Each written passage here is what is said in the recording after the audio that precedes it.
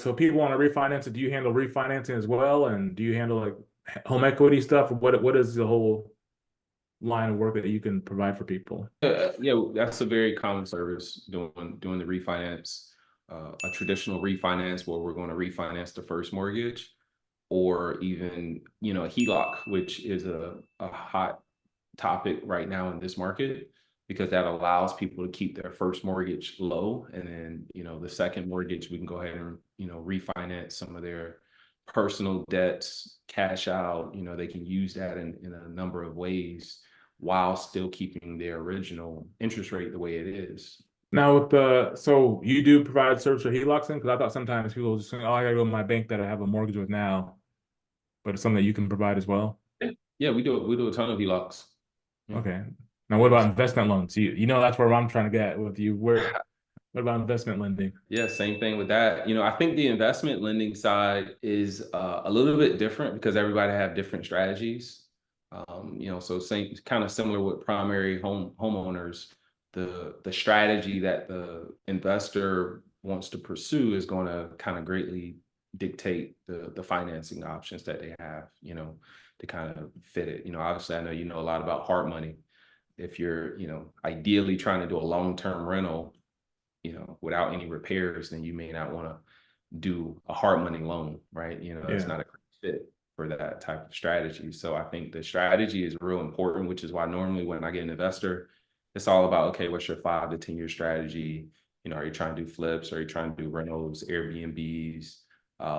We have some that's doing actually new construction, right? So those are all different programs based on whatever their strategy is. And, that's kind of my pride and joy in working on the investor side. Now, so do you go out and broker deals for people? Or how does that work? Like, are you lending your own money, or what? How does that work for you as far as all the investment programs you have?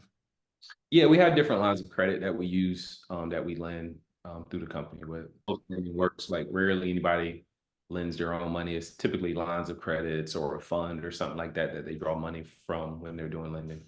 Okay. And then, of course, the magic question is, where are the rates going to be end of this by this year and next year? Are we going back in fives? Where are we going to be at? Yeah, I think I mean, it's really hard to kind of predict a little bit on that. This is Last year, Last day of May of 2024. Ken's giving us a prediction for rates going forward. definitely won't get that from me. But I mean, ideally, we keep saying that, I don't think they can really continue to go up, right? We see them kind of fluctuating a little bit back and forth. We do know that the Fed wants to get inflation down. It seems like they're really standing on that pedestal of getting it down. So I think once we actually do see inflation, start to bucker a little bit and come, then we can kind of see interest rates will follow that, even though they're not directly tied. It's a little more of an indirect correlation between the two. But when that does happen, I think we will, eventually see rates to go down. But it's kind of crazy to think how strong the housing market still is with 6, 7, 8% interest rates floating out Yeah. there. Before, I remember when like maybe a year ago, a lot of lenders were saying like, hey, you can buy now and we'll refinance it for free, like in within a year or something like that if rates change. Is that still something that you're doing and Yeah, you see in the okay.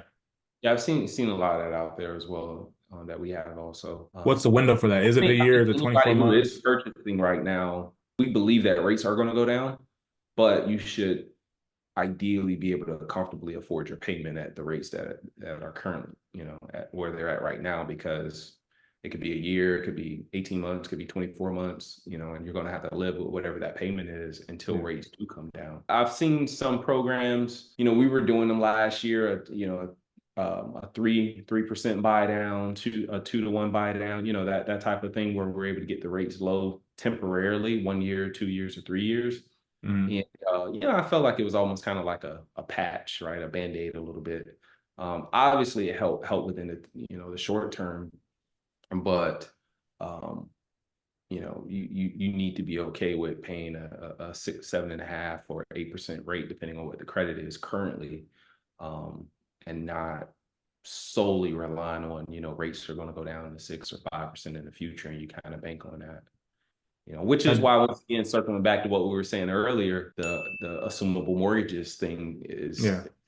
If you can get into one of those right now, that is the best bang for the buck right now. If you can obviously cover the spread. And then when will your program be ready for the covering the spread? And that's a game changer, man. Yeah. Hopefully, I should have something on that next week, and that's going to be pretty cool. But so on your end, ideally, that would help you get more listings, right? You can try to help more sellers because that's going to be a way now to kind of speed up the process of selling a home if you can present that as a value add to them, right? Yeah.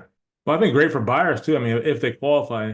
So with that type of program, it's all going to be conventional loans basically then, right? Whatever the base loan First, is, plus your conventional loan that you're adding on. yeah, the first loan is going to be VA or FHA typically because Yeah. the most that are assumable. The other one is just going to be a closed-ended second mortgage to cover the Okay. spread loan and the value.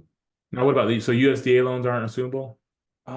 It depends on the lender. You don't see as many of those. I'm not 100% on that to be honest with you, but I know for sure the FHAs and the VAs are. And so the last question I have then for people panicking about rates and stuff, do you see like the people doing the arms again? I know that was popular probably 15, 10 years ago about get in for interest only and your payment's low and then just refinance in 5 years when everything's good. No, I think arms are great. The problem is, and I haven't priced out any recently, but if you can, say for instance, you qualify for a 7% interest rate, and then you can get an arm, like maybe a 10-year locked arm for 6% or something along those lines, five or a 10-year arm.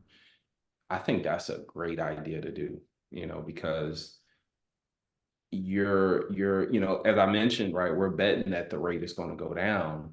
So with the arm, we know for sure we're at the height of the market. When it's going to go down, how much it's going to go down, we don't really know, but we do know that eventually rates are going to come down, right? They're probably never going to come down to 2% or 3% again, but they're going to come down. So if you can get an arm, then you're going to ride that down depending on how frequent it adjusts. If you want to be a little more risky, you could do a 5-year arm. That way, once that 5-year period is up, depending on which way rates went, your rate will adjust ideally down.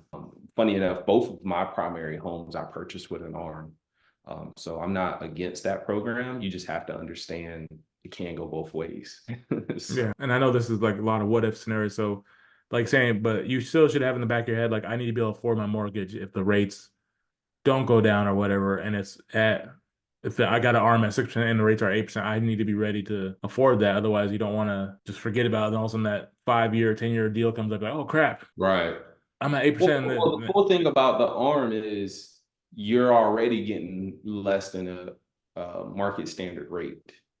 So if rates are maybe at 7, you could probably get an arm at 6.5 to 6%.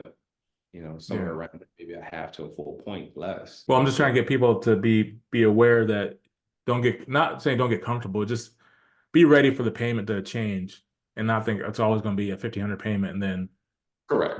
whatever something changed, you're like, oh man, I can't afford 1,800. So it kind of goes back to someone working great with you and you explain like, look, just make sure your debt income stays like this. So if rates Right. did change, whether you're not like already stretched thin and you just got $2 spare at the arm level. Well, the thing with the arm is, and I know, I think back in the day, a lot of people were, damaged, for lack of a better word, with arms. If you're in a market where rates were where they were 2, 3 years ago, 2%, 3%, low, high threes, that type of thing. In many ways, it doesn't make any sense to get an arm if rates are already low. Makes no sense at all. But when rates are high, it does kind of make sense to get an arm because you're going to go under where it's at, and then you're betting on rates coming down. But you're still right. You do need to be prepared for, if it goes up. I mean, maybe they go up to 8 or 9%. Now Yeah. it's a difference, but that's a little unlikely, but it is possible. All right. Well, man, I appreciate your time. I'm looking forward to investing with you, man, and hopefully we get some big deals going on and I'll send everybody your way.